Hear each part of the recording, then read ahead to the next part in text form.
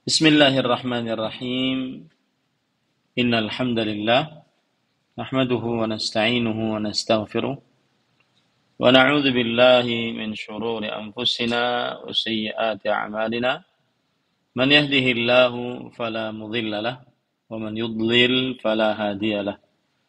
Ashhadu an la ilaha illallah wahdahu la syarika lahu wa ashhadu anna Muhammadan 'abduhu wa rasuluh. Ya ayyuhalladzina amanu taqullaha haqqa tuqatih wa la tamutunna illa wa antum muslimun. Ya ayyuhan nasu taqu rabbakumul ladzi khalaqakum min nafsin wahidah wa khalaqa minha zawjaha wa batha minhuma rijalan katsiran wa nisaa'a wattaqullaha alladzi tasaaluna bihi wal arham innallaha kana 'alaikum raqiba. Ya ayyuhalladzina amanu taqullaha wa qulu qawlan sadida yuslih lakum a'malakum wa yaghfir lakum dhunubakum wa man yuti'illaha wa rasulahu faqad faza fawzan 'azima amma ba'd. Fa inna asdaqal hadits kitabullah wa ahsanal hadi hadi Muhammadin sallallahu alaihi wa ala alihi wasallam wa syarral umuri muhdatsatuha wa kullu muhdatsatin bid'ah wa kullu bid'atin dhalalah wa kullu dhalalatin finnar. Alhamdulillah, kita bersyukur pada Allah Subhanahu wa taala pada hari ini atau malam ini, Kamis malam Jumat 4 Rajab 1444 Hijriah. Kita dimudahkan oleh Allah Subhanahu wa taala untuk mempelajari kembali matan Nawaqidul Islam, pembatal-pembatal keislaman yang ditulis oleh Fadilatu Al-Imam Syekhul Islam Muhammad bin Abdul Wahhab rahimahullahu taala. Dan kita masih di dalam pembatal keislaman yang pertama, asyirku fi ibadatillah. Salawat dan salam semoga selalu Allah berikan kepada Nabi kita Muhammad sallallahu alaihi wasallam, pada keluarga beliau, para sahabat, serta orang-orang yang mengikuti beliau sampai hari kiamat kelak.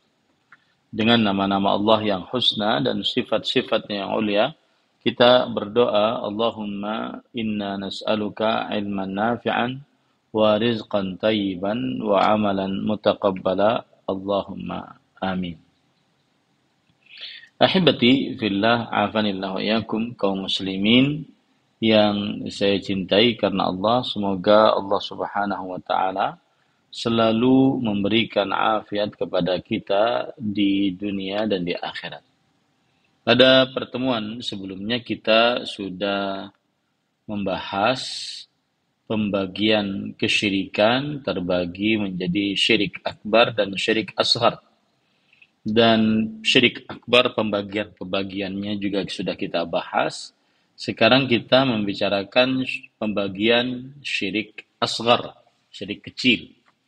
Dan syirik asghar kita juga sudah membahasnya, yang berkaitan dengan ibadah hati. Pada pertemuan kali ini kita akan membahas syirik asghar yang berkaitan dengan ruqyah, yang berkaitan dengan ruqyah asy-syar'iyyah. Ahibati fillah, afanillah wa iyyakum, kaum muslimin yang saya cintai karena Allah. Semoga Allah Subhanahu wa taala selalu memberikan afiat kepada kita di dunia dan di akhirat. Termasuk dari contoh syirik asghar di dalam perbuatan adalah ruqyah asy-syirkiyah.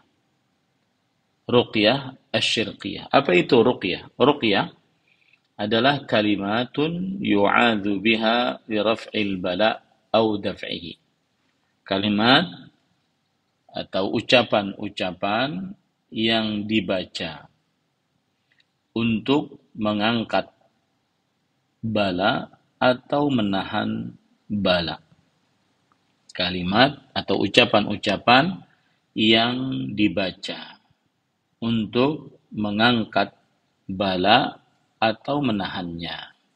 Inilah yang disebut dengan ruqyah. Sebenarnya ruqyah itu adalah berdoa kepada Allah Subhanahu wa taala. Berdoa kepada Allah Subhanahu wa taala. Itu adalah dari ruqyah, agar penyakit diangkat, musibah diangkat, dan seterusnya. Para ikhwah yang dirahmati oleh Allah Subhanahu wa taala, adapun ruqyah yang syar'iyyah yang dibolehkan oleh syariat adalah ruqyah yang berasal dari Al-Qur'an, bacaan-bacaannya, ataupun doa-doa yang berasal dari hadis-hadis yang sahih,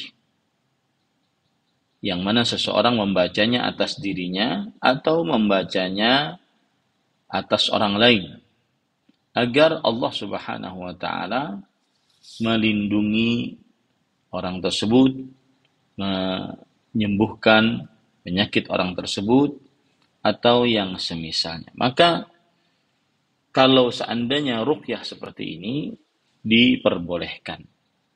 Sebelumnya saya bertanya dulu sama Kang, kita sudah pernah bahas tentang ruqyah enggak, Kang? Atau berobat dengan Al-Quran begitu?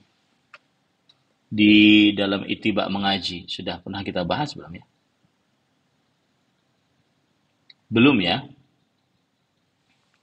Baik. Nah, mungkin ini saya akan membahas berobat dengan Al-Quran. Jadi sebelum kita membahas tentang ruqyah asy-syar'iyyah, kita akan bahas dengan ruqyah asy-syar'iyyah dulu. Sebelum kita bahas tentang ruqyah asy-syar'iyyah, maka para ulama rahimahumullahu ta'ala berijma'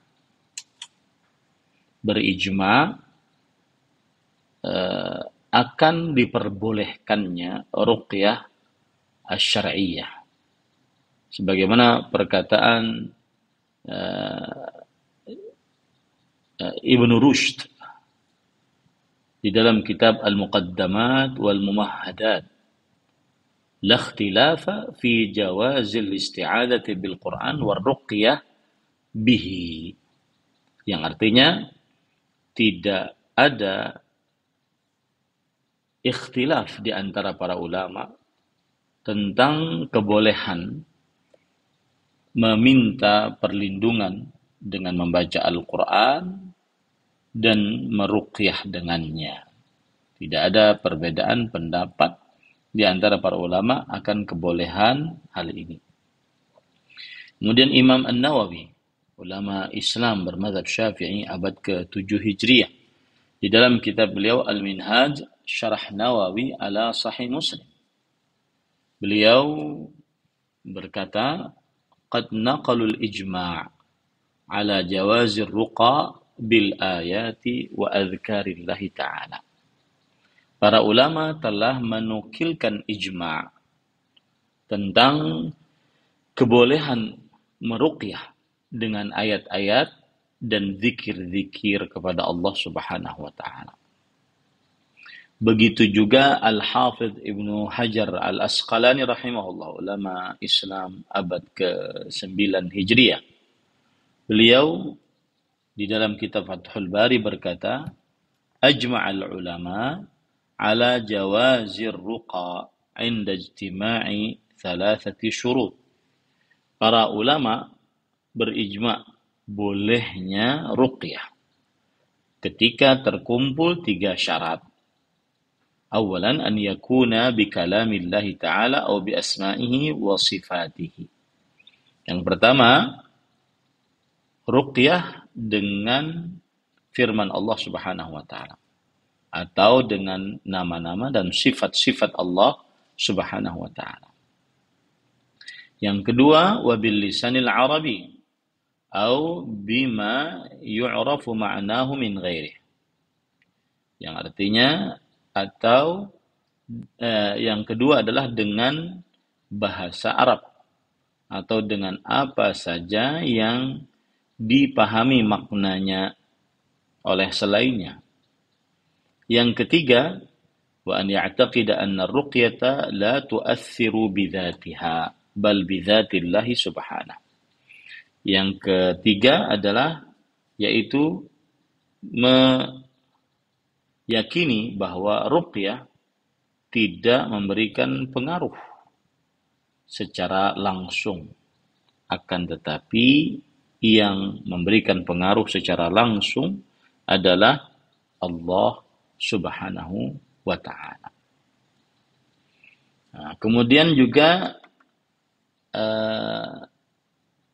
Al-Qasqalani di dalam kitab Irsyadus Sari Syarah Sahih Bukhari, beliau mengatakan jawazur ruqyah lakin bisyurut. Boleh meruqyah akan tetapi dengan syarat. Yang pertama, antakuna bi kalamillahi ta'ala wa bi asma'i wa sifatih. Yang pertama, seperti tadi, dengan firman Allah atau nama-namanya atau sifat-sifatnya. Yang kedua, wa bil lisanil arabi, dengan lisan Arab. Yang ketiga, au bima yu'rafu ma'nahu min ghairi. Yang ketiga, dengan apa yang dipahami maknanya. Yang keempat, an ya'taqida anna ruqyata ghairu mu'athirah binafsiha bal bitaqdirillah azza wa jalla. Bahwa ruqyah tidak memberikan pengaruh langsung kepada yang diruqyah secara langsung, akan tetapi dengan takdir Allah Subhanahu wa ta'ala. Nah, ini para ikhwan yang dirahmati oleh Allah. Jadi ruqyah itu ijma' para ulama, jika terkumpul syarat-syaratnya maka diperbolehkan. Dalil-dalil yang menunjukkan akan bolehnya ruqyah, ya, yaitu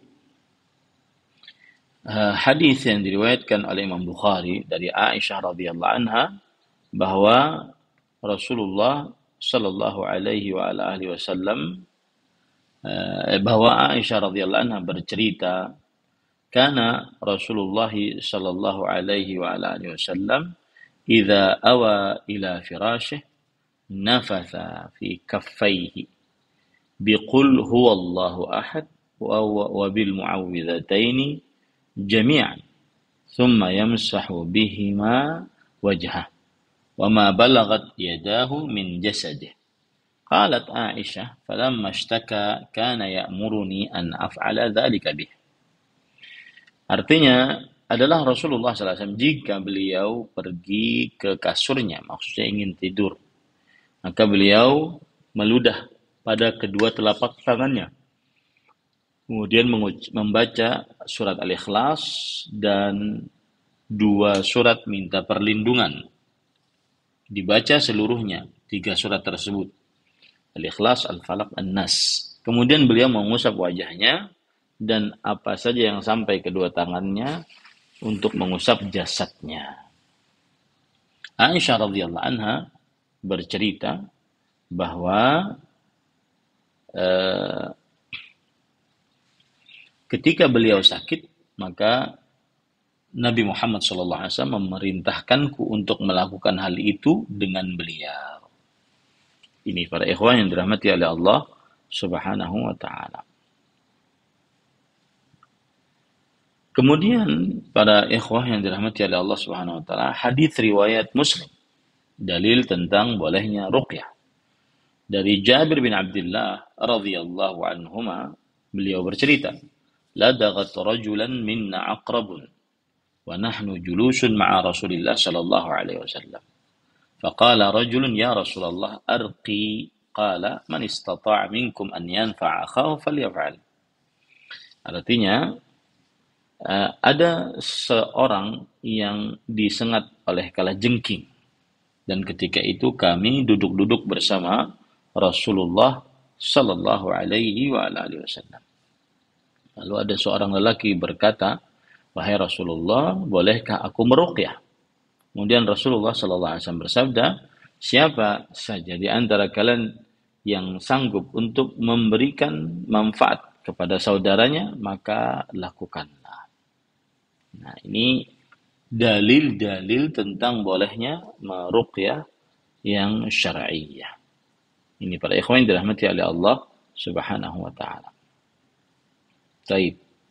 Sebelum kita masuk kepada ruqyah asy-syar'iyyah, maka saya ingin pada kesempatan kali ini untuk membacakan kepada para peserta ittiba mengaji bagaimana cara berobat dengan Al-Quran. Saya bacakan dari kitab Al-Istishfa'u bil-Quran. Al-Istishfa'u bil-Quran. Yang ditulis oleh Fadilatul Syekh Al-Ustadz Al-Doktor Profesor Dr. Ali bin Ghazi At-Tuwaijiri. Beliau termasuk dari pengajar Masjid Nabawi dan juga termasuk dari guru besar di bidang tafsir di Universitas Islam Madinah. Beliau mempunyai kitab judulnya Al-Istishfa'u bil-Quran, berobat dengan Al-Quran. Baik, pada ikhwan yang dirahmati oleh Allah Subhanahu wa taala, saya akan menyebutkan bagaimana tata cara berobat dengan Al-Quran. Yang pertama adalah membaca doa atau Al-Quran. Ya, membaca saja. Jadi ada orang sakit atau kita sakit, kita baca Al-Quran atau kita baca Al-Quran atau doa dari Rasul Shallallahu Alaihi Wasallam.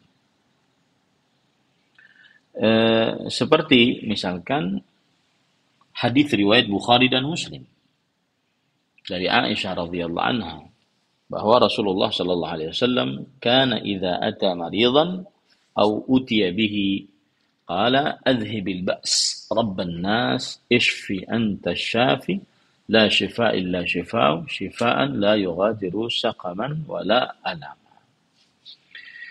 Yang artinya adalah Rasulullah Shallallahu Alaihi Wasallam jika beliau menjenguk orang sakit atau didatangkan kepada beliau orang yang sakit, maka kemudian beliau berdoa dengan doa adhibil ba's rabban nas ashfi anta syafi la shifa illa shifa'u shifaan la yughadiru saqaman, yang artinya hilangkanlah penyakit wahai Tuhan manusia, sembuhkanlah sesungguhnya engkau maha penyembuh, tidak ada kesembuhan kecuali kesembuhan dari engkau, kesembuhan yang tidak meninggalkan satu penyakit pun.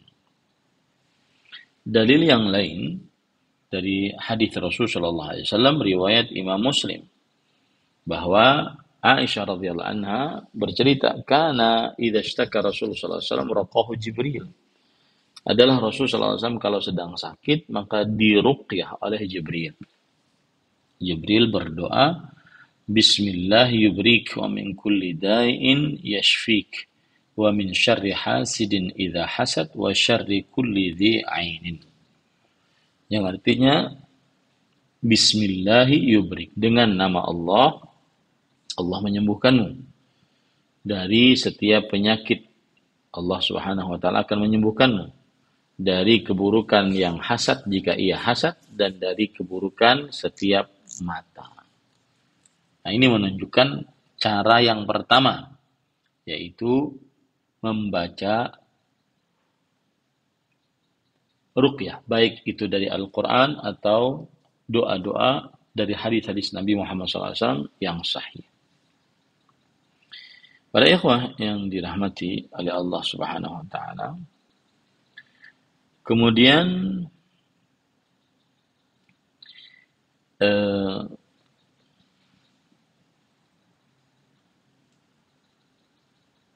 Cara yang kedua adalah membaca dan melakukan nafs. Nafs artinya adalah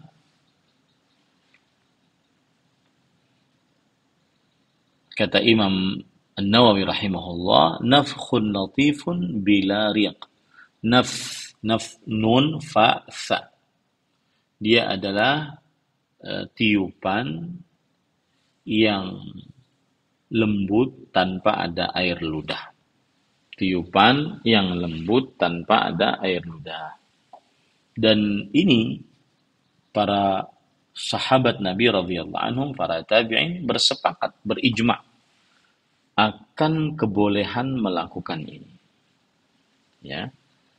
Kemudian ada istilah lain dari nun fa'sa, ada istilah lain tafl. Berkata para ulama, di antaranya Al-Qadhi Iyad rahimahullahu taala, ikhtulifa fi nafsi wat tafl. Para ulama berbeda pendapat tentang apa itu nafs dan apa itu tafl. Faqila huma bima'nan wa la yakunani illa biriq. Yang artinya ada yang mengatakan dia sinonim antara kata nafs dengan kata tafl. Nafs dan kata tafl. Ya. Ini sama, ada yang mengatakan seperti itu. Dan harus pakai air ludah. Ya, gitu ya. Qala Abu Ubaid yushtaratu fi tafl riqun yasir wa la yakunu fi nafs. Nah, Abu Ubaid rahimahullah mengatakan kalau tafl itu dengan air ludah sedikit, sedangkan nafs tidak pakai air ludah. Ada yang mengatakan sebaliknya seperti itu. Nah, ini adalah cara yang kedua, yaitu membaca dan melakukan nafs. Nafs itu artinya meniup tanpa air ludah. Dan Nabi Muhammad SAW, beliau sering melakukan nafs, yaitu meniup tanpa air ludah, yang disertai dengan membacai untuk orang yang sedang sakit. Ya, begitu juga Nabi Muhammad SAW menetapkan kebolehan bagi para sahabatnya melakukan hal tersebut. Ya, baik nafs itu setelah bacaan atau bacaan dulu baru nafs atau bersama-sama. Ya, misalkan saya beri contoh, membaca dulu Qul huwallahu ahad Allahu samad lam yalid wa lam yulad wa lam yakul lahu kufuwan ahad. Nah, gitu ya. Ada lagi dengan cara melakukan nafs dulu. Ya, baru dibaca. Atau bersama-sama. Nah, seperti itu. Nah, itu dua-duanya diperbolehkan. Dalil yang menunjukkan akan hal ini adalah hadis yang diriwayatkan oleh Imam An-Nasa'i, Imam Ibnu Majah, dari Aisyah radhiyallahu anha. Beliau bercerita, anna Nabiyya sallallahu alaihi wa ala alihi wasallam kana yanfuthu fir ruqyah. Adalah Nabi Muhammad sallallahu alaihi wasallam, beliau selalu melakukan nafs di dalam ruqyah. Nah, ini para ikhwan yang dirahmati oleh Allah. Kemudian begitu juga dalam hadis yang lain, riwayat Bukhari dan Muslim dari Aisyah radhiyallahu anha, anna Rasulullah sallallahu alaihi wasallam kana idza ishtaka yaqra'u ala nafsihi bil mu'awwidzat wa yanfuth. Adalah Rasulullah sallallahu alaihi wasallam jika beliau sakit, beliau membaca atas diri beliau sendiri dengan surat al-mu'awwidzat, yaitu qul huwallahu ahad, qul a'udzu birabbil falaq, qul a'udzu birabbin nas. Ya.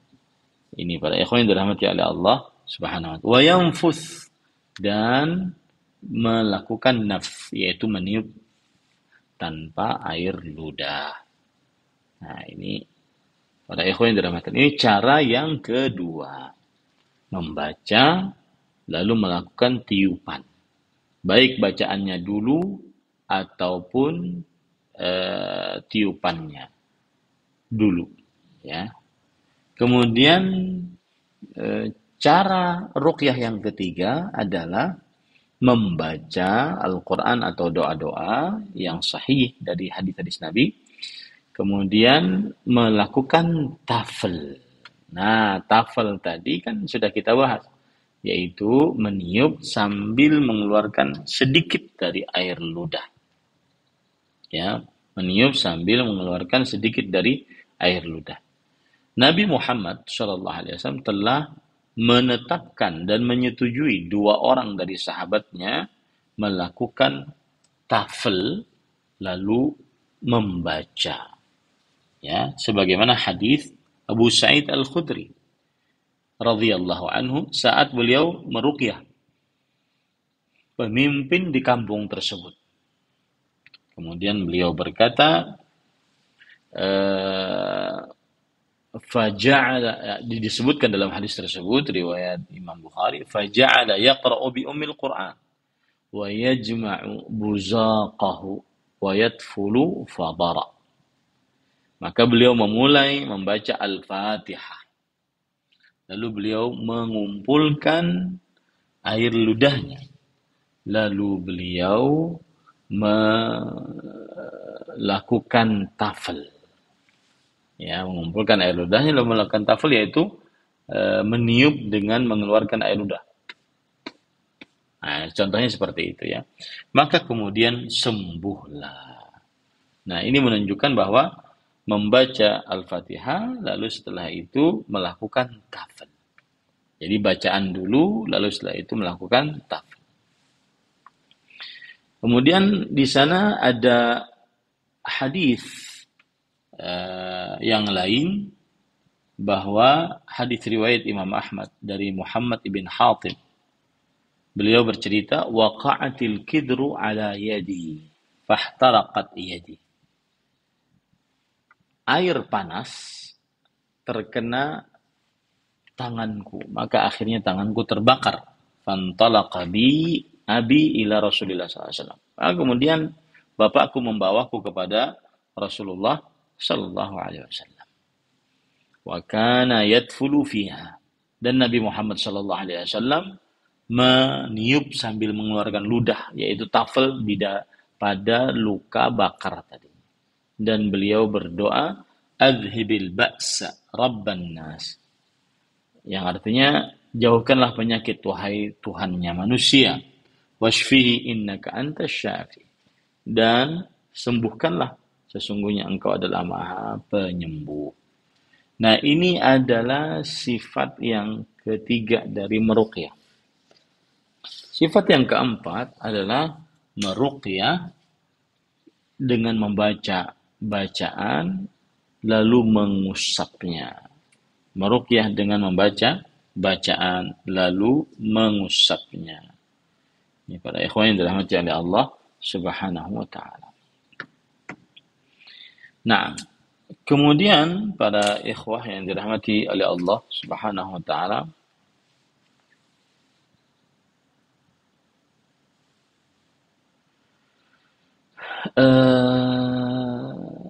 dalil yang menunjukkan akan hal ini adalah seperti riwayat Bukhari dan Muslim dari Aisyah radhiyallahu anha, bahwa Rasulullah sallallahu alaihi wasallam kana yu'awwidhu ba'd ahli yamsahu biyadihil yumna wa yaqul Allahumma rabban nas adhibil ba's ishfi anta syafi la shifa illa shifa'u shifaan la yughadiru saqaman. Bahwa Rasulullah sallallahu alaihi wasallam beliau mengobati salah satu istrinya, mengusap dengan tangannya, mengusap dengan tangan. Lalu beliau membaca doa. Doanya, Allahumma rabban nas adhibil ba's ishfi anta syafi la shifa illa shifa'u shifaan la yughadiru saqaman. Nah, ini menunjukkan bahwasanya beliau mengusap dan membaca bacaan, baik itu firman Allah ataupun doa dari hadis Nabi Muhammad sallallahu alaihi wa ala alihi wasallam. Ini sifat yang keempat, ya, sifat yang keempat. Dan tadi saya ingin mengingatkan bahwa ketika ada sahabat Nabi yang terkena luka bakar tadi, kemudian Nabi Muhammad SAW meruqyahnya, ini menunjukkan bahwa ruqyah bukan hanya penyakit terkena jin saja atau terkena sihir saja, tetapi juga penyakit-penyakit lahiriah dapat diruqyah. Nah, gitu dia.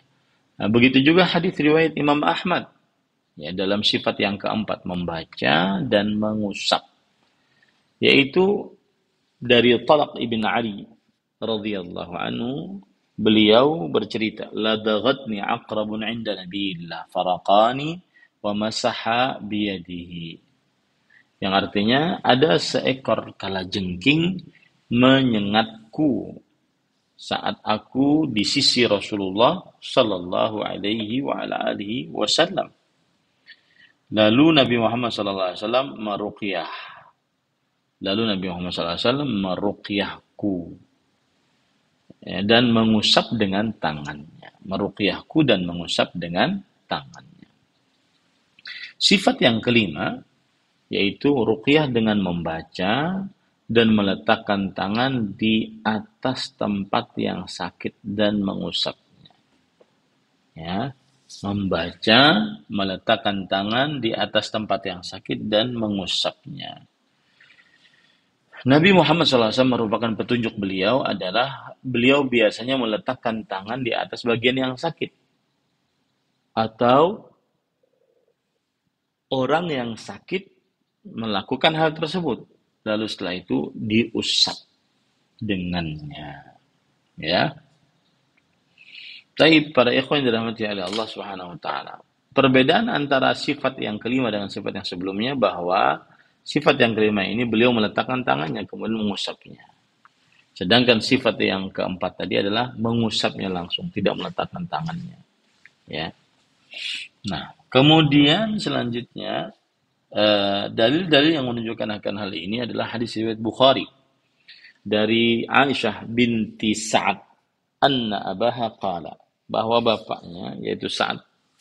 Sa'ad di sini maksudnya adalah Sa'ad bin Abi Waqqas radhiyallahu anhu. Bahwa bapaknya yaitu Sa'ad bin Abi Waqqas, beliau bercerita, ishtakaitu bi Makkah faja'ani Nabi sallallahu alaihi wasallam ya'uduni. Aku pernah sakit ketika aku berada di kota Mekah. Lalu Nabi Muhammad SAW menjengukku. Wa wada'a yadahu ala jabhati. Dan beliau meletakkan tangannya di atas dahiku. Tangan beliau di atas dahiku. Thumma masaha sadri wa batni.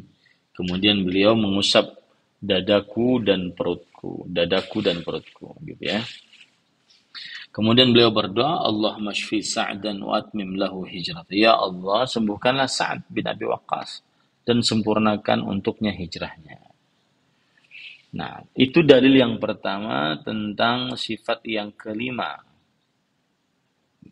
Kemudian dalil yang kedua yaitu hadis riwayat Muslim dari Utsman bin Abil As Ats-Tsaqafi radhiyallahu anhu annahu syakka ila Rasulillah sallallahu alaihi wasallam waja'an yajiduhu fi jasadihi mundu aslam, bahwa Utsman bin Abil As mendapati di dalam jasadnya ada semacam rasa sakit semenjak beliau masuk dalam agama Islam. Lalu Rasulullah SAW bersabda kepada Utsman bin Abil As Ats-Tsaqafi, "Da' yadaka 'ala alladhi ta'allama min jasadik." Letakkan tanganmu di atas bagian anggota tubuh yang sakit dari jasadmu. Kemudian ucapkanlah bismillah, bismillah, bismillah. Kemudian ucapkanlah 7 kali a'udzubillah wa qudrati min syarri ma ajidu wa uhadir. Bismillah, bismillah, bismillah, a'udzubillah wa qudrati min syarri ma ajidu wa uhadir. Nah, kemudian pada ikhwah yang dirahmati oleh Allah,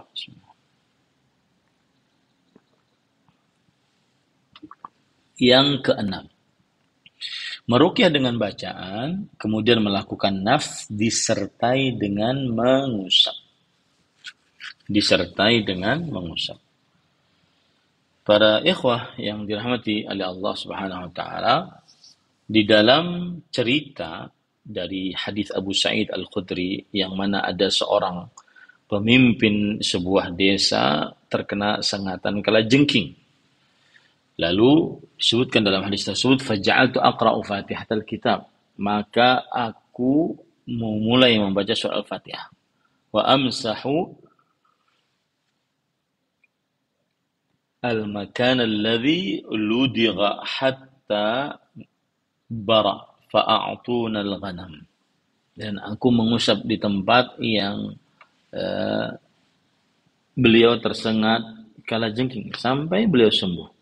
Maka akhirnya beliau memberikan kepada kami, yaitu kambing. Nah, ini para ikhwan yang dirahmati oleh Allah Subhanahu wa taala. Yang ketujuh, ruqyah dengan membaca lalu meletakkan air ludah pada jari jemari. Satu aja. Kemudian ia letakkan di atas muka bumi, kemudian di atas orang yang sedang sakit. Jadi air ludah tadi dikenakan kepada tanah dan juga dikenakan kepada orang yang sudah sakit. Dan ini adalah riwayat Imam Bukhari. Ya, riwayat Imam Bukhari secara ringkas. Aisyah radhiyallahu anha bercerita, kana idza ishtaka al-insanu asy-syai'a minhu aw kanat bihi qarhatun aw jarhun qala an-nabiy sallallahu alaihi wasallam bi isba'ihi hakadha wa wada'a Sufyan sabbabatahu bil ard thumma rafa'a bismillah turbatu ardina biriqati ba'dina liyushfa bihi saqimuna biizni rabbina. Yang artinya Aisyah radhiyallahu anha bercerita bahwa Rasulullah SAW jika beliau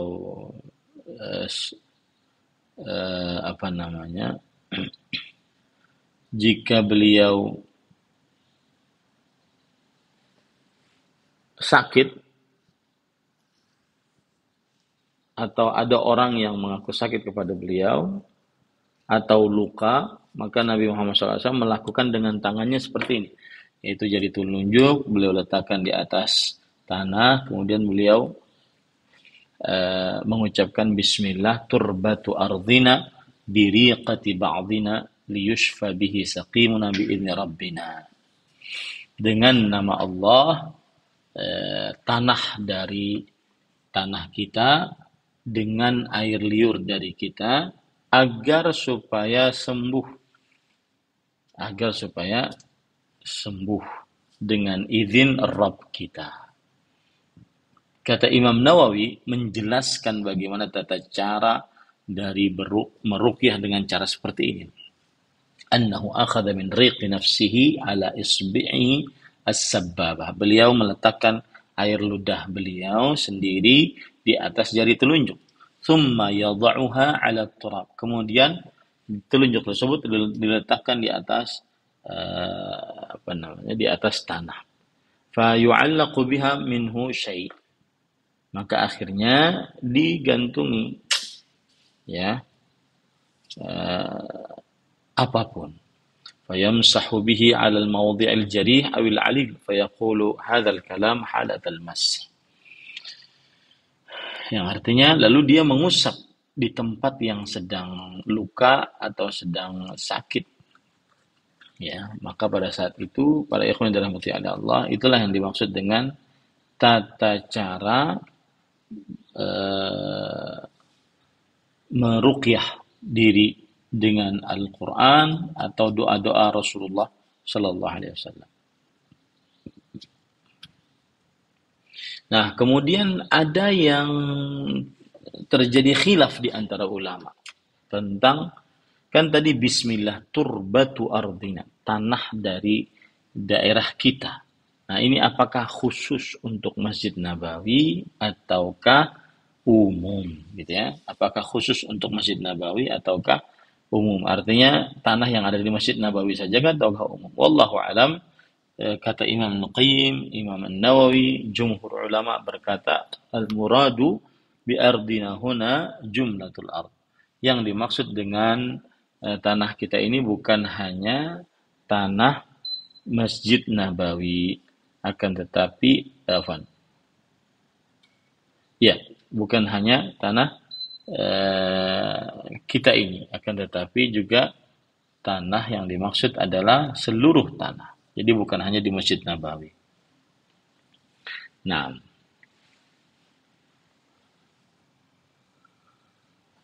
kemudian pada ikhwah yang dirahmati oleh Allah Subhanahu wa taala, yang ke berapa sekarang Kang? Yang ke 8 ya.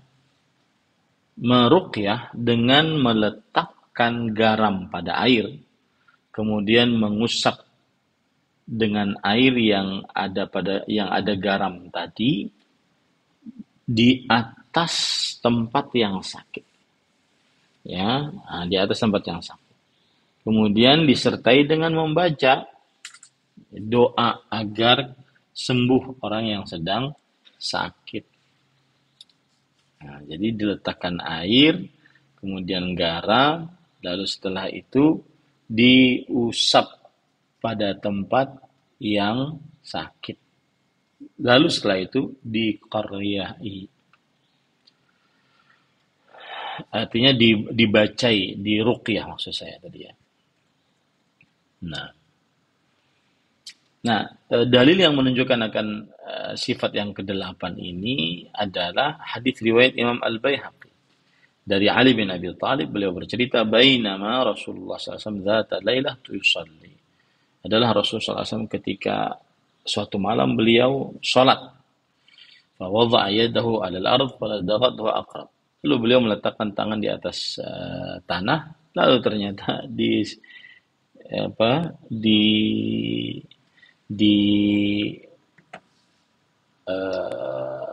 gigit, disengat oleh kalajengking.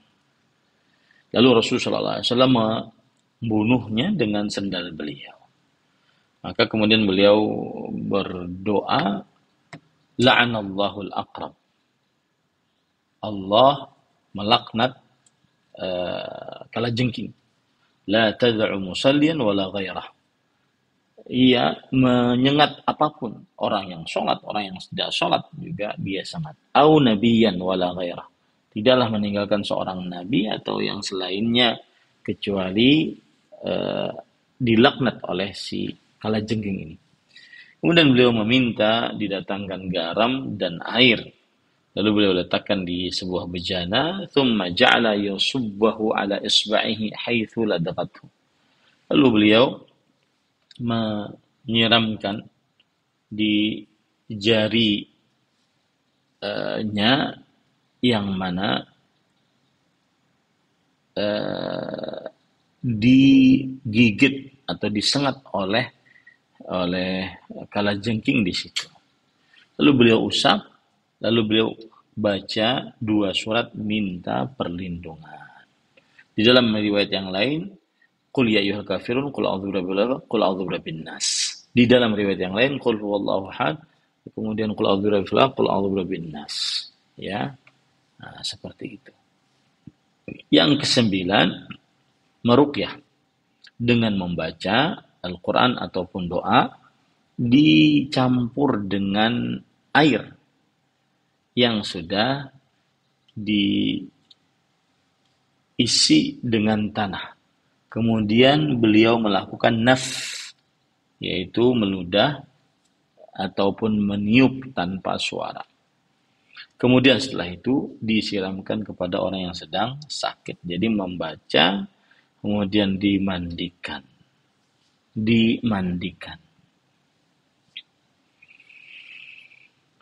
Nah, kemudian setelah itu para ikhwan yang dirahmati oleh Allah, sifat yang ke-10 yang terakhir yaitu meruqyah dengan cara menulis ayat Al-Qur'an ya, kemudian setelah itu disiram dengan air pada tulisan yang ada ayat Al-Qur'an tersebut, kemudian dia meminumnya atau menggunakan mandi dengannya.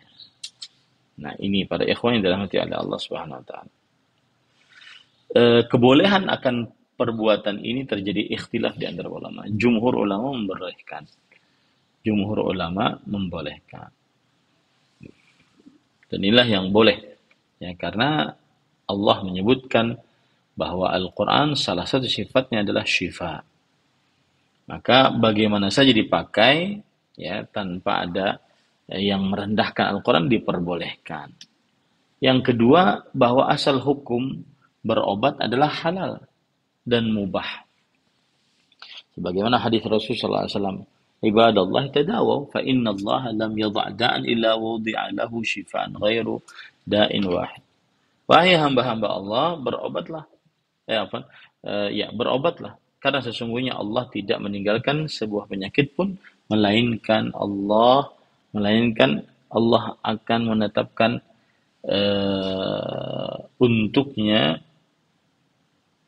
karena sesungguhnya Allah tidaklah meletakkan penyakit kecuali melainkan Allah akan menetapkan untuknya obatnya, kecuali satu penyakit, yaitu penyakit kematian.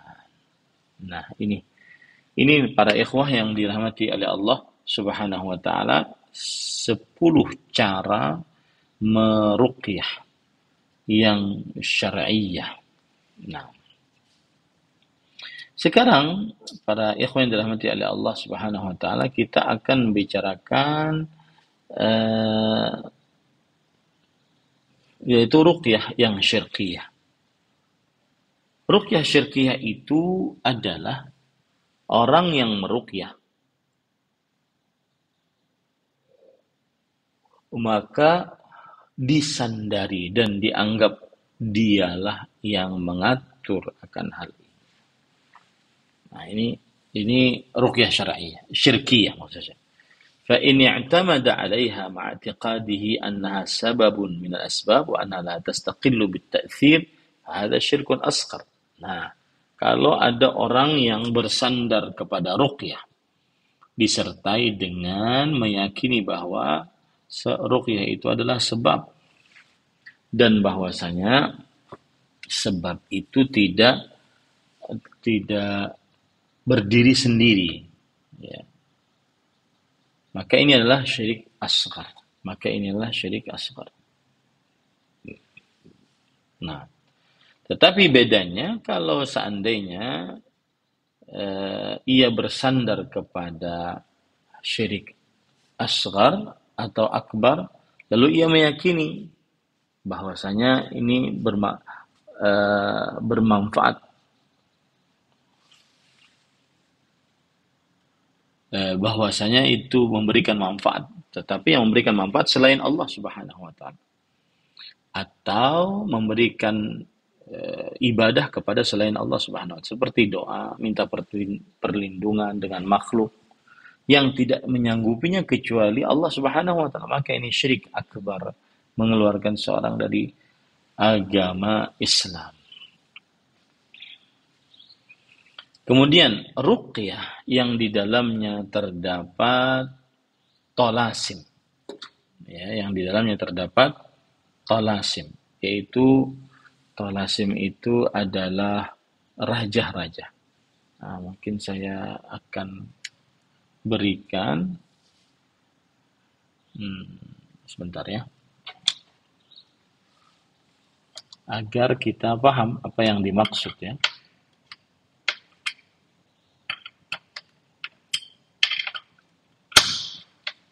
Nah, saya akan memberikan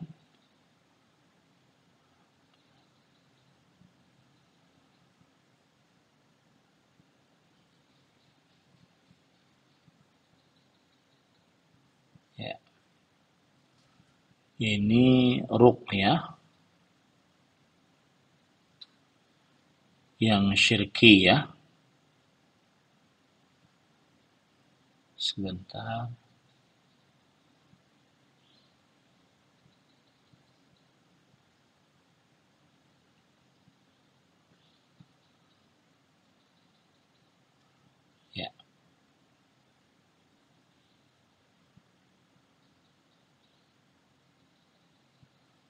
ini contoh dari ruqyah syirkiyah. Saya share ya.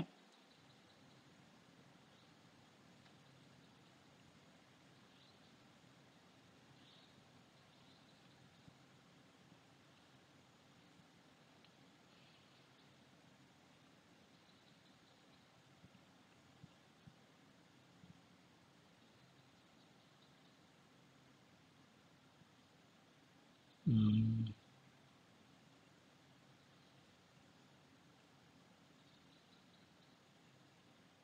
sebentar.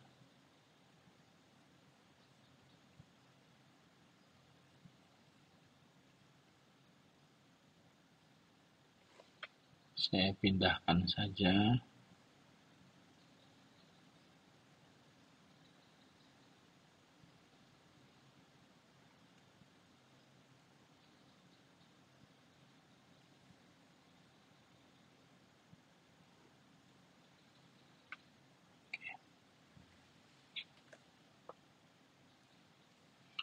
Oke. Eh,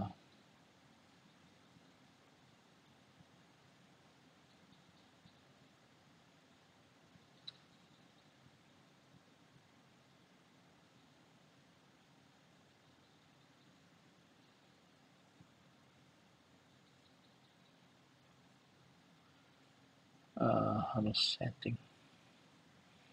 Ya, mungkin nanti saya akan beritahu insya Allah Ta'ala, karena ini harus setting dulu. Jadi ada yang disebut dengan tolasim. Maka tolasim ini adalah raja-raja, ya, raja-raja. Kemudian juga di dalamnya tulisan angka-angka, huruf-huruf yang tidak bisa dipahami. Nah, ini biasanya adalah ruqyah syirkiyah. Apalagi jika yang ruqyah itu tidak dikenal dengan kesolehan dan keistiqomahan di atas agama Allah.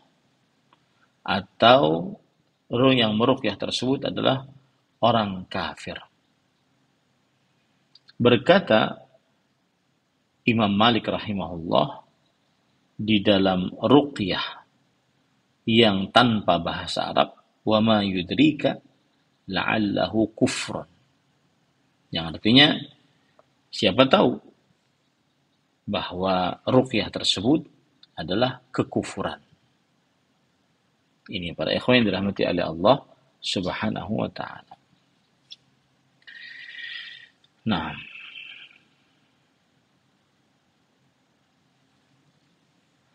dalil yang menunjukkan bahwa ruqyah syirkiyah diharamkan, hadis yang diriwayatkan oleh Imam Muslim dari Auf ibn Malik al-Ashja'i radhiyallahu an. Kunna narqi fil jahiliyah. Beliau bercerita, kami dahulu meruqyah di masa jahiliyah. Faqulna ya Rasulullah, kaifa tara fi dzalik? Kemudian kami katakan, wahai Rasulullah, bagaimana pendapat engkau? Maka Rasulullah sallallahu alaihi wasallam bersabda, a'ridhu alayya ruqakum, la ba'sa birruqa ma lam yakun fihi syirk. Tampakkan kepadaku ahli-ahli ruqyah kalian. Tidak mengapa ruqyah selama tidak syirik di dalamnya. Nah, ini tidak diperbolehkan jika ada kesyirikan di dalamnya. Kemudian juga dalam hadis yang lain, yaitu hadis yang diriwayatkan oleh Imam Abu Daud, innar ruqa wat tamaima wat tiwalata syirik. Sesungguhnya ruqyah dan memakai tamimah dan memakai tiwalah adalah kesyirikan. Ruqyah yang dimaksud di sini adalah bacaan-bacaan yang tidak berasal dari Al-Quran atau tidak berasal dari doa-doa yang sahih dari hadis Nabi Muhammad SAW yang sahih, eh, tetapi berasal dari bacaan-bacaan yang tidak benar. Kemudian tamimah adalah jimat yang asalnya dipakaikan kepada seorang anak kecil untuk menahannya dari mara bahaya, kemudian akhirnya dijadikan sebagai istilah, yaitu untuk setiap siapa saja yang memakai jimat untuk menangkal bahaya. Padahal penangkalan tersebut tidak disyariatkan dalam syariat Islam. Kemudian tiwalah adalah pengasih, yaitu jimat yang digunakan untuk pengasih. Maka ini termasuk daripada kesyirikan. Ya. Kemudian para ikhwan dirahmati oleh Allah Subhanahu wa taala, termasuk daripada ruqyah syirkiyah adalah yang disebut dengan nusyrah. Yang disebut dengan nusyrah. Nusyrah artinya adalah halus sihri bis sihir. Menghilangkan sihir dengan sihir. Ini arti nusyrah. Ya. Dan dia ada dua macam. Yang pertama, menghilangkan sihir dengan doa-doa dari Al-Quran atau hadis-hadis Nabi, maka ini boleh. Yang kedua, menghilangkan sihir dari sihir dengan sihir juga. Nah, maka ini termasuk daripada ruqyah syirkiyah. Ini termasuk daripada ruqyah syirkiyah. Nah, kemudian pada ikhwan dirahmati oleh Allah Subhanahu wa taala, termasuk dalil yang menunjukkan bahwa diharamkannya ruqyah syirkiyah adalah Abdullah bin Mas'ud radhiyallahu anhu berkata, sebagaimana disebutkan di dalam kitab Sahih Bukhari, Inna Allah lam yaj'al shifa'akum fima harrama 'alaikum. Sesungguhnya Allah belum menjadikan kesembuhan bagi kalian di dalam apa saja yang Allah telah haramkan atas kalian. Maka tidak diperbolehkan melakukan ruqyah syirkiyah. Ini termasuk daripada syirik asghar. Ya, kapan dia syirik asghar? Apabila meyakini ruqyah tersebut adalah sebab, ya, sebab yang memberikan pengaruh. Bukan dia yang memberi pengaruh, tetapi sebab yang memberikan pengaruh. Nah, ini termasuk syirik asghar. Kemudian yang selanjutnya adalah tamimah, yaitu memakai jimat-jimat yang merupakan kesyirikan. Tamimah adalah kullu ma yu'allaqu 'ala al-marda aw al-atfal aw al-bahaim aw ghairiha min ta'awid li daf'il bala aw raf'ihi. Setiap apa saja yang digantung atau dipakai oleh orang yang sakit, anak kecil atau hewan atau selainnya, ya, dari jimat-jimat untuk menahan bala atau mengangkat bala. Imam Ibnul Jauzi rahimahullah mengatakan, inna tamaima minasyirik, sesungguhnya memakai tamimah atau jimat termasuk dari kesyirikan.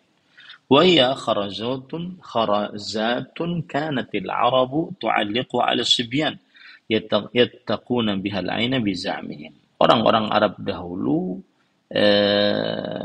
memakaikannya pada anak kecil. Ya, memakaikannya pada anak kecil. Tujuannya adalah untuk menahan mereka dari penyakit ain. Saya sebenarnya ingin menampilkan, subhanallah,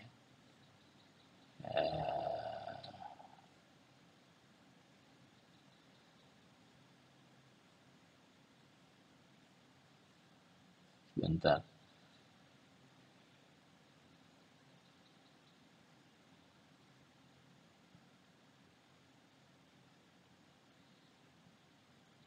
Masih belum paham, ya, masih belum familiar.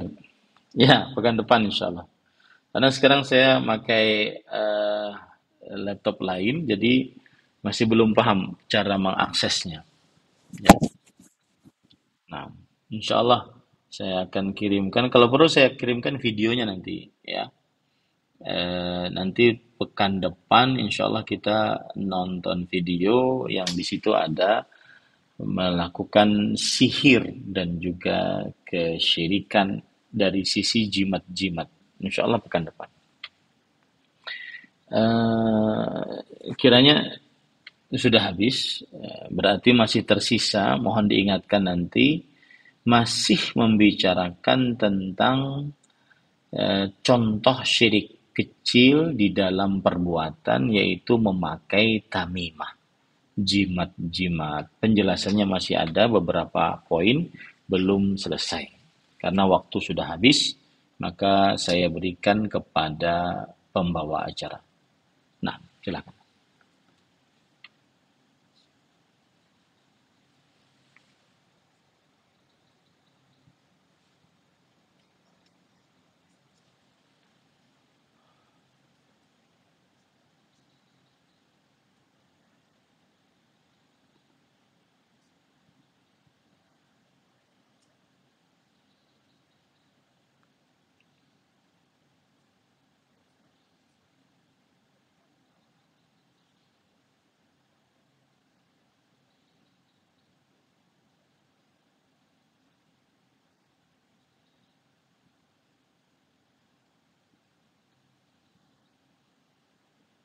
Waalaikumsalam.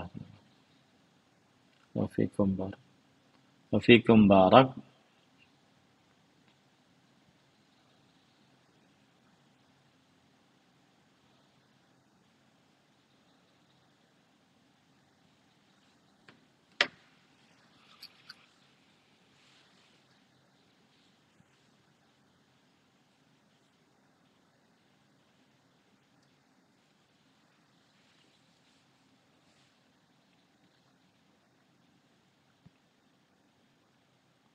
Baik. Bismillah, walhamdulillah, wassalatu wassalamu ala rasulillah wa ala alihi wa ashabihi wa man walah amma ba'd. Ini hukum membaca pada air. Maka wallahu alam berobat dengan Al-Quran tetap riwayatnya dalam banyak hadis.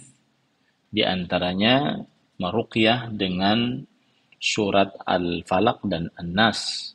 Meruqyah orang yang terkena sengatan kalajengking dengan Al-Fatihah dan semisalnya. Dan dia masuk ke dalam ayat Al-Quran, surat Al-Isra ayat 82. Wa nunazzilu minal Qur'ani ma huwa shifa. Dan kami turunkan dari Al-Quran yang merupakan obat penyembuh. Adapun membaca Al-Quran pada air, maka di dalam hal ini terdapat hadis yang terjadi ikhtilaf di dalam kesahihannya. Terjadi ikhtilaf di dalam kesahihan. Dan dia adalah hadis Thabit bin Qais dan diriwayatkan oleh sekelompok dari ulama salaf. Begitu juga menulis ayat-ayat pada bejana dan membasuhnya dengan air, kemudian meminumnya atau mandi dengannya. Maka ini diriwayatkan oleh sebagian ulama salaf. Berdasarkan perkataan Imam Al-Qayyim rahimahullah dalam kitab Zadul Ma'ad, beliau bercerita wa khassa jama'atun minas salaf fi kitabati ba'dil Qur'an wa syurbih wa ja'ala dzalika min asy-syifa alladzi ja'ala Allahu fi. Dan memberikan keringanan sekelompok dari para ulama salaf tentang penulisan sebagian ayat Al-Quran dan kemudian meminumnya dan menjadikan hal itu sebagai obat penyembuh yang Allah jadikan di dalamnya. Di antara misal akan hal ini adalah yaitu Wahab ibn Munabbih rahimahullah. Beliau meruqyah ya yang disihir istrinya. Istrinya disihir. Kemudian tidak sanggup untuk dijimai istrinya tersebut. Maka dilakukan akan hal ini. Berkata Al-Hafidh Ibnu Hajar Al-Asqalani rahimahullah, wa dzakara Ibnu Battal anna fi kutubi Wahb ibn Munabbih an ya'khudha sab'a waraqatin min sidr akhdar fayadukkuhu baina hajarain thumma yadribuhu bil ma' wa yaqra'u fihi ayat al-kursi wal qawafil thumma yahsu minhu thalatha hasawatin thumma yaghtasilu bih fa innahu yadhhabu anhu kullu ma yajid wa huwa jayyidun lirrajul idza hubisa an ahlihi. Yang artinya disebutkan oleh Imam Ibnu Battal bahwa terdapat dalam tulisan Wahab ibn Munabbih yaitu mengambil 7 lembar daun sidr lalu menumbuknya di antara 2 batu, kemudian menyiramnya dengan air lalu membacakan surat ayat kursi dan qul ya ayyuhal kafirun, qul huwallahu ahad, qul a'udzu birabbil falaq, qul a'udzu birabbin nas. Kemudian menuangkannya 3 kali tuangan, lalu dia mandi dengannya. Maka sesungguhnya akan hilang darinya setiap yang dia dapati. Dan ini bagus untuk laki-laki yang lemah syahwat, gitu ya, yang lemah syahwat, yang tidak sanggup untuk bergaul dengan sang istri. Caranya seperti itu. Nah, begitu juga saat perempuan sulit untuk melahirkan, maka juga seperti itu. Ya, diriwayatkan oleh Al-Khallal, beliau bercerita, haddatsani Abdullah bin Ahmad, berkata kepadaku Abdullah bin Ahmad, qala ra'aitu abi, aku melihat bapakku yaitu Ahmad bin Hanbal, yaktubu lil mar'ah idza asra 'alaiha wiladatuha fi jamin abyad. Nah, Imam Ahmad rahimahullah menulis untuk seorang perempuan jika sulit baginya melahirkan, ya, maka beliau tulis itu. Nah, Abdullah bin Abbas radhiyallahu anhu menulis la ilaha illallahul halimul karim subhanallah rabbil arsyil azim alhamdulillah rabbil alamin ka'annahum yawma yarawna ma yu'adun lam yalbathu illa sa'atan min naharin balar. Intinya para ikhwah diperbolehkan untuk membaca di akhir, baik itu Al-Fatihah atau ayat-ayat lainnya dari Al-Quran, kemudian memberikannya kepada anak kita. Wallahu a'lam.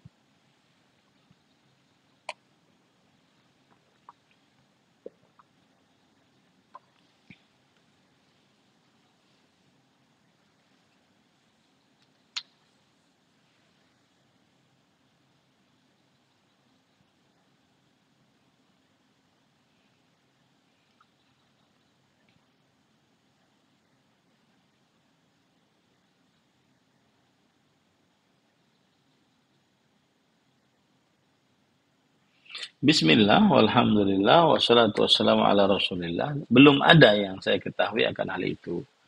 Akan tetapi seseorang ketika durhaka kepada orang tua, hendaklah dia bertobat, minta halal, minta ridha dari orang tua. Adapun mandi, membasuh kaki ibunya lalu meminum air tersebut, maka saya belum tahu. Wallahu a'lam.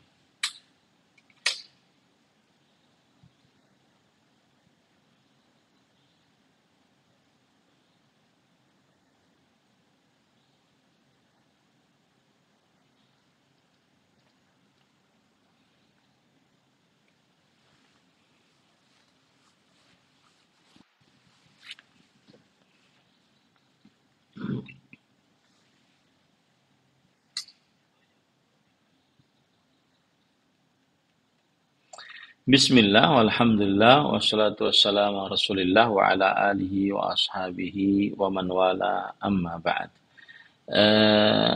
Di sana ada istilah sebab kauni dan sebab syar'i, ya. Sebab kauni dan sebab syar'i. Sebab kauni adalah sebab yang sudah terbukti, teruji coba bahwa secara kuasa Allah ini adalah sebagai sebab atas sesuatu.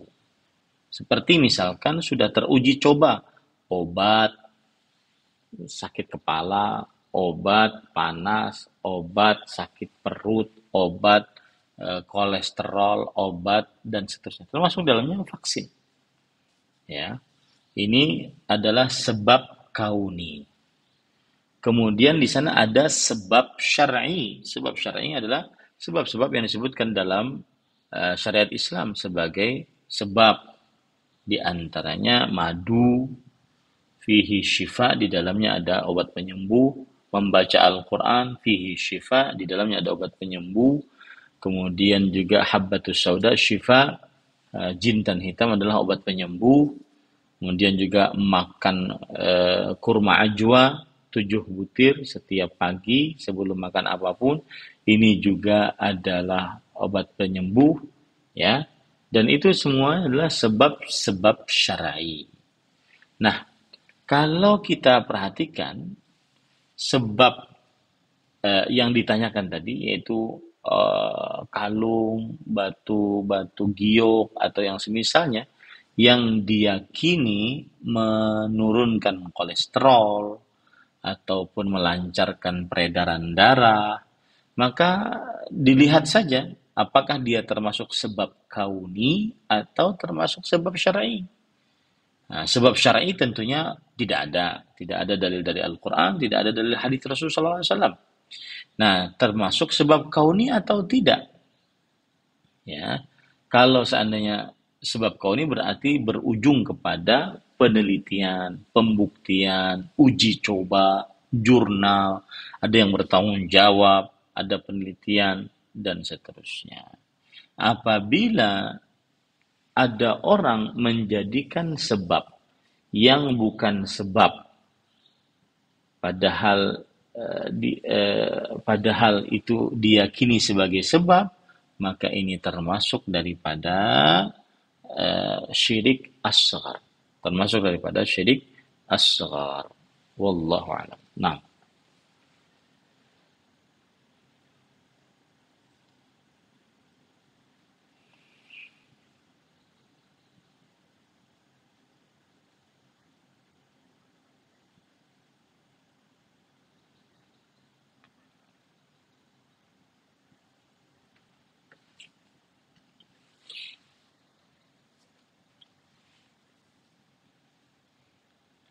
bismillah, walhamdulillah, wassalatu wassalamu ala rasulillah wa ala alihi wa sahbihi wa wala amma ba'd. Ruqyah itu sama dengan berdoa.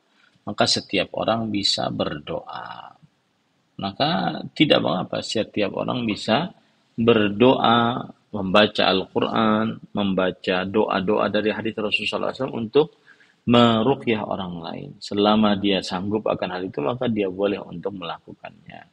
Rasulullah SAW bersabda, "Man istata'a minkum an yanfa'a akhahu falyaf'al." Siapa di antara kalian yang sanggup untuk memberikan manfaat kepada saudara muslimnya, maka lakukanlah. Wallahu a'lam. Nah, eh, sihir, jadi gini, sihir kan kalau seandainya terjadi sihir pada seseorang, apa bedanya kalau seandainya terjadi kesurupan atau terjadi sakit kepala, demam, kan sama saja, tidak ada perbedaan, ya. Jadi semua bisa untuk meruqyah. Wallahu a'lam. Barakallahu.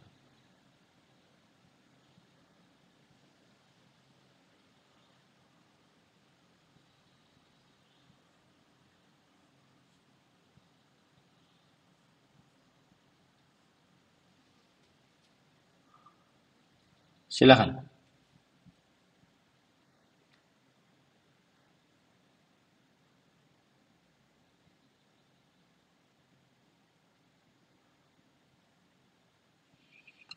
Bismillah, walhamdulillah, wassalatu wassalamu ala rasulillah wa ala alihi wa sahbihi wa man wala amma ba'd.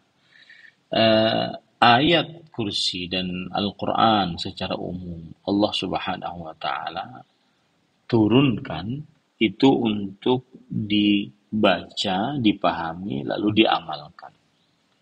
Adapun Quran dijadikan sebagai peletakan di atas dinding, maka atau sebagai hiasan tujuannya, maka ini belum ada dalilnya. Atau mungkin orang yang meletakkan itu sebagai dia mengambil sebuah pendapat bahwa ini adalah sebuah kebolehan. Karena sebagaimana terjadi khilaf di antara para ulama bahwa Al-Quran kalau dijadikan sebagai jimat, apakah boleh atau tidak? Maka ini khilaf di antara ulama. Ada yang mengatakan boleh, ada yang mengatakan tidak boleh.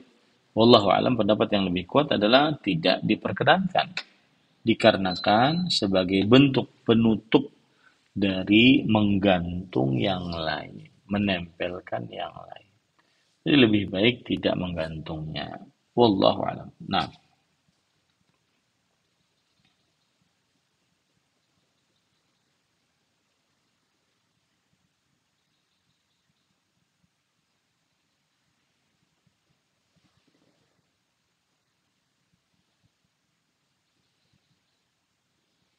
baik. Bismillah, walhamdulillah, wassalatu wassalamu ala rasulillah wa ala alihi wa ashabihi wa man wala amma ba'd. Nasihat yang ingin saya sampaikan pada kesempatan kali ini adalah salah satu metodologi bermuhasabah yang dilakukan oleh para salafus saleh, para sahabat, para tabi'un tabi'in adalah mencela diri yang mencela atau mencela diri gitu ya, lebih tepatnya mencela diri. Nah, apa itu mencela diri?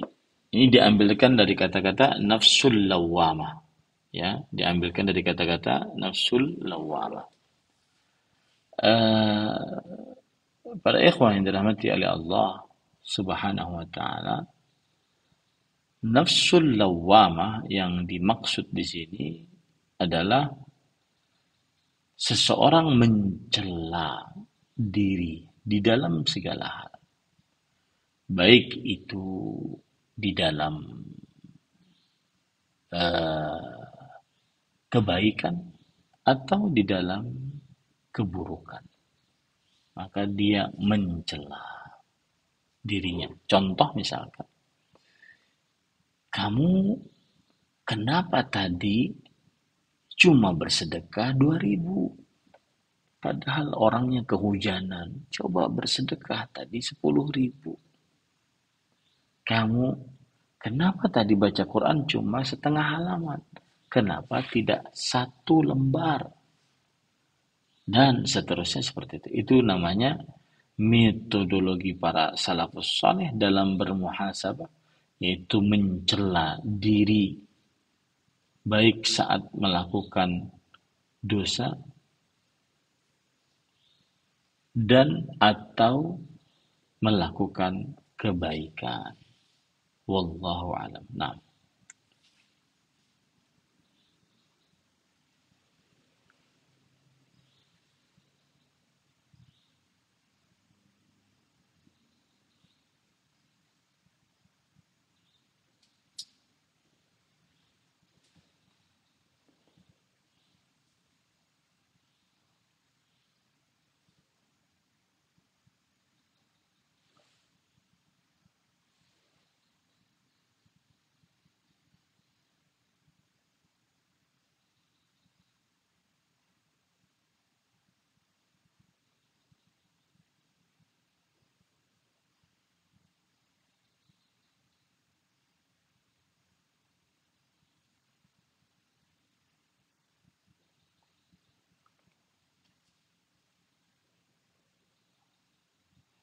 Waalaikumsalam. Barakallahu fikum.